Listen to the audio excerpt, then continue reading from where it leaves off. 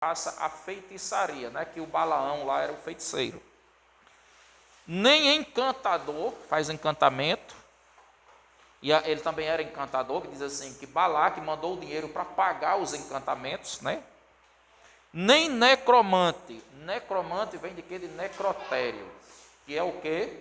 Conversa com mortos.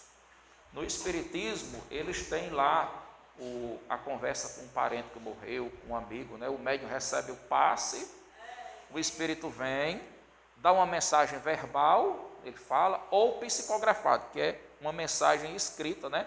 Quando o médium recebe aquele espírito, que supostamente é do morto, aquele espírito escreve uma mensagem para os seus familiares, ou ele fala ali na mesa, naquela reunião, uma mensagem. Diz que não deve haver necromante. Vocês se lembram de Saul?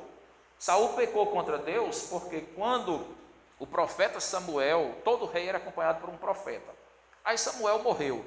Saul pecou, Deus rejeitou Saul.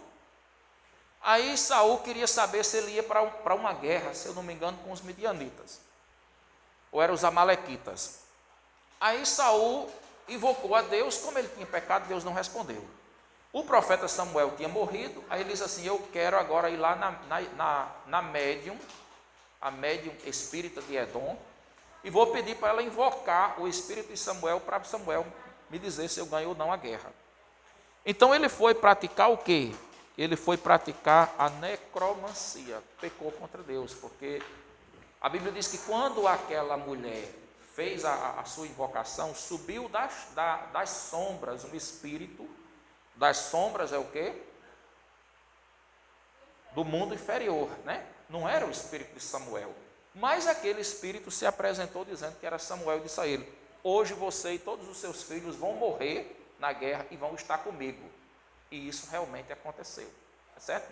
Então a Bíblia ela proíbe esse tipo de coisa, né? Ele pecou ali contra Deus. Depois, nem quem consulte os mortos, de forma nenhuma, né? Pois todo aquele que faz tal coisa é abominação ao Senhor.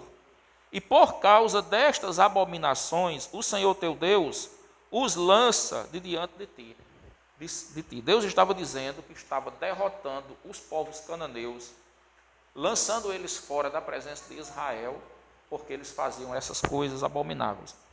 Versículo 13, perfeito serás para com o Senhor teu Deus, porque estas nações que has de possuir, ouvem os prognosticadores e os adivinhadores, porém, a ti, o Senhor teu Deus, não permitiu tal coisa, né?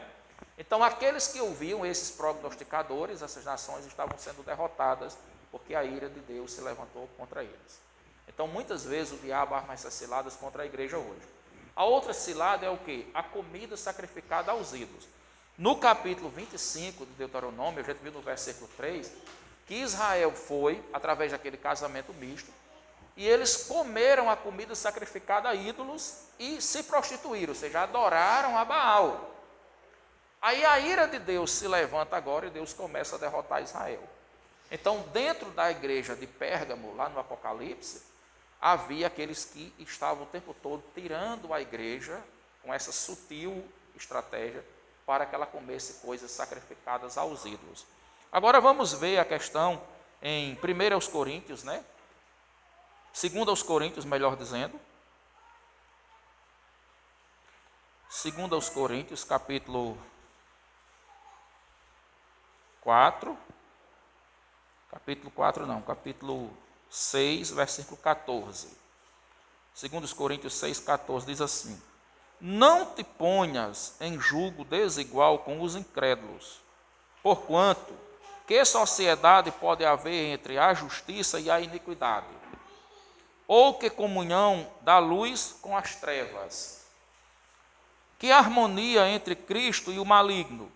Ou que união do crente com o incrédulo? Agora veja o versículo 16, e você vai me responder uma coisa agora. Que ligação há entre o santuário de Deus e os ídolos? Que ligação há entre o santuário de Deus e os ídolos? As pessoas na igreja católica, elas dizem assim, olha, nós temos essas imagens aqui, o templo é cheio de imagens, ou na casa delas, sem querer ofender, isso aqui é a Bíblia. Mas nós não adoramos a essas imagens. Elas estão aqui porque nós temos uma consideração com os santos, os apóstolos, é uma lembrança, é uma consideração. Isso aqui a gente não adora. Mas a Bíblia diz o seguinte: qual é a ligação que há entre o altar de Deus e o altar dos ídolos, o santuário de Deus e o santuário dos ídolos?